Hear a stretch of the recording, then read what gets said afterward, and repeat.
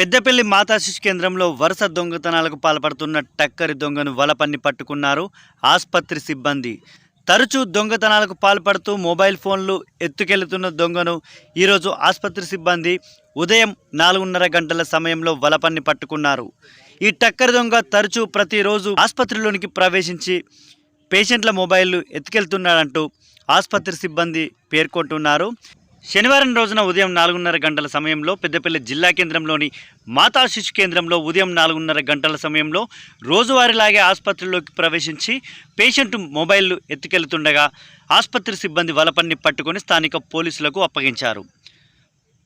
ఎవరికి అనుమానం రాకుండా ఈ దొంగ చేస్తున్న దొంగతనాలు సీసీ ఫుటేజ్లో పూర్తిగా రికార్డ్ అయ్యాయి. గత 2 రోజుల క్రితం జరిగిన దొంగతనానికి సంబంధించిన సీసీ ఫుటేజ్ బయటికి రాగా అతను సైతం ఈ దొంగే అని ఆసుపత్రి సిబ్బంది భావిస్తున్నారు.